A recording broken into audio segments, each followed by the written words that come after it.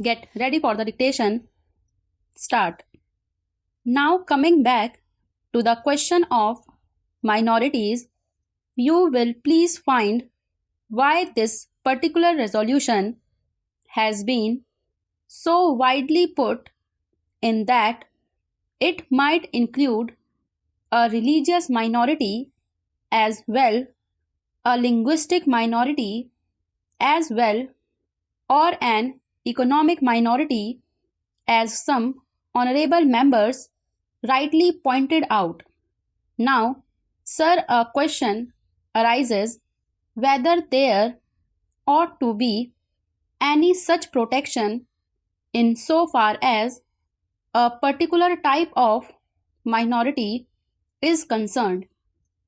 I shall deal with the question of minorities at some length, but you will please find, sir, what the honorable mover wants is that there ought to be a permanent minorities commission.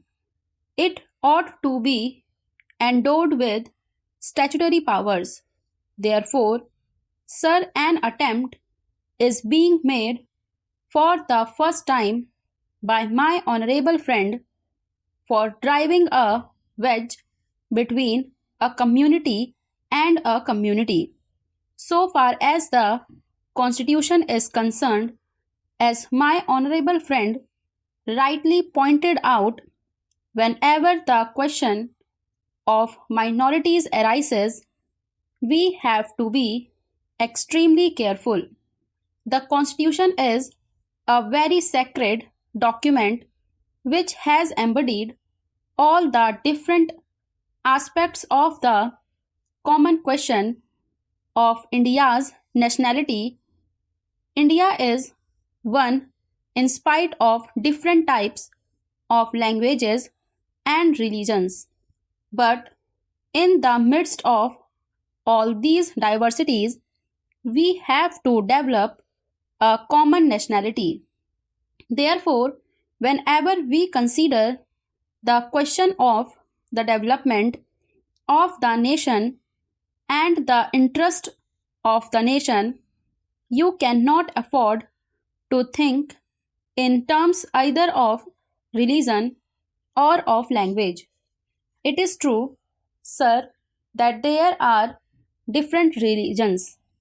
It is also true that there are different languages. Therefore, a question arose and the framers of the Constitution had to devise a constitution in the midst of the unity of India with certain diversities here and there. For that purpose, what they did was they devised a common nationality for the whole of India, and in so far as religious minorities were concerned, they were given certain rights. I would not go into the details regarding the provisions of the fundamental rights regarding the practice of religion.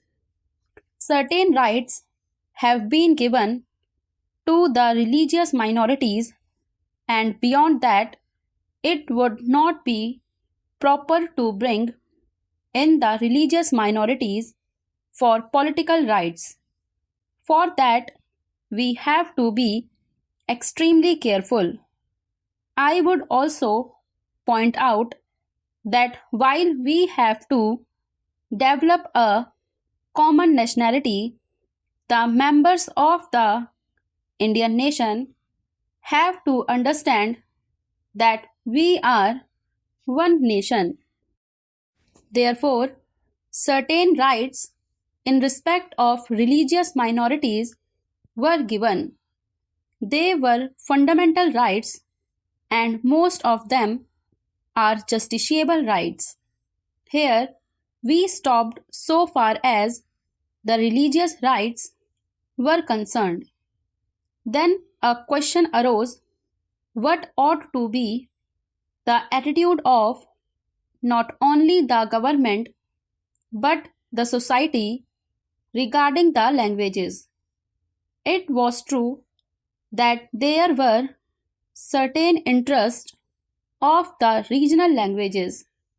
Now, these languages required to be developed, but they were not meant for dividing one man from the other.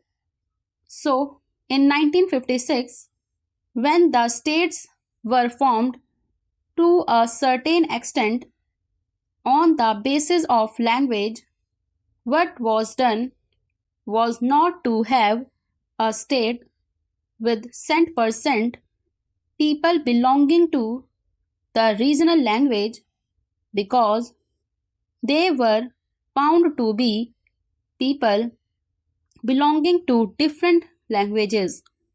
That was the reason why this question was considered at great length, and the States Reorganization Commission also went into this question of linguistic minorities. It was bound to arise here and there because they were likely to feel that their rights and safeguards given to them might or might not be properly implemented. So, this question was considered first by the States Reorganization Commission, and they dealt with the question whether we should have a permanent minorities commission. They went into it very carefully and shrewdly. They found out that it would not be proper to set up a permanent minorities commission because the result, if not the actual effect, would be that a permanent wedge would be driven between one community and another community. So far as language minorities were concerned, they had a right so far as their own languages were concerned. They had also an obligation to understand the language of the majority in the particular state.